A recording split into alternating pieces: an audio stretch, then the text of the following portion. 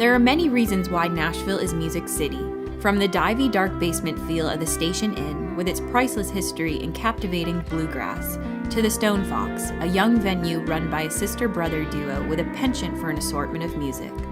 Both places host some of the finest acts in town and have interesting tales to tell. I'm Heidi Jewell, and this is You Ought to Know Nashville.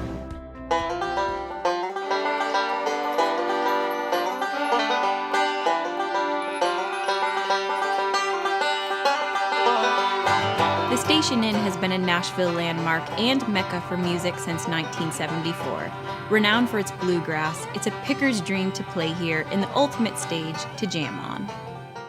It's always been open to pickers that wanted to come in and sit in with a band and get up and play. And a lot of times if there were bands in town, name bands in town that were playing like the Opry or anything like that, the Station Inn was always the place to go after that and go hang out and sit in and play. We have people that come here that would go to a bluegrass festival. When they come back, they would come back here and they would bring us a poster and say, here's another poster for the wall. We have some bus seats that came from Lester Flatt and Earl Scruggs and the Foggy Mountain Boys back when they had the band going. The seats came out of the original Martha White bluegrass bus. My biggest and most impressive times of all with the Station Inn was Bill Monroe himself, the man, Big Mon they call him. He used to come in, he would walk in the front door, he would come by and say hi to everybody at the bar. He would go over in the corner, take his mandolin out, and walk right up on stage and start playing with whoever was playing. I won't say it's absolutely the best, but I can say we have had the best bluegrass bands. And just about every bluegrass band that's in the music has played the Station Inn over the years at one time or another. And we're still going, and people are still coming out to see the bluegrass, and they're enjoying it, and we're enjoying it, and just keeping on having a good time.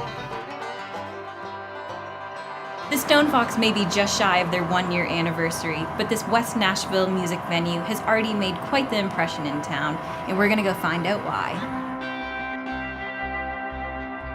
I just thought it would, oh yeah, it'd be fun if we opened a club, and yeah, we're gonna have food, and a bar, and it's a lot more complicated than that. Well, I think, originally William had the idea of opening a venue.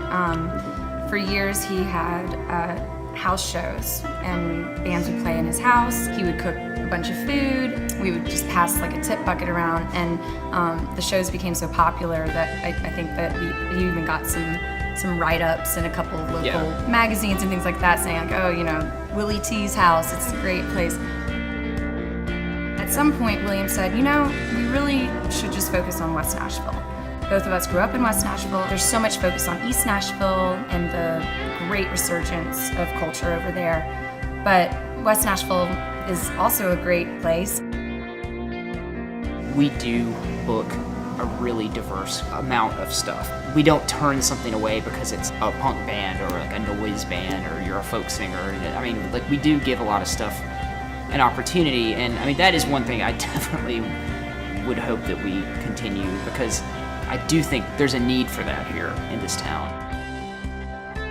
We knew early on that we wanted to have as many local products on our menu, which is not something that a lot of bars do when they're creating their food menu, and is one of the reasons that I think we've become more of a restaurant as we have progressed. I want this place to reflect a lot of different aspects of what I think makes Nashville an interesting place. People like the room, it's a good location. We're not doing anything that's rocket science. I think that there's an essential, timeless element to people wanting to go to a certain kind of place that feels comfortable to eat food and have drinks and see music.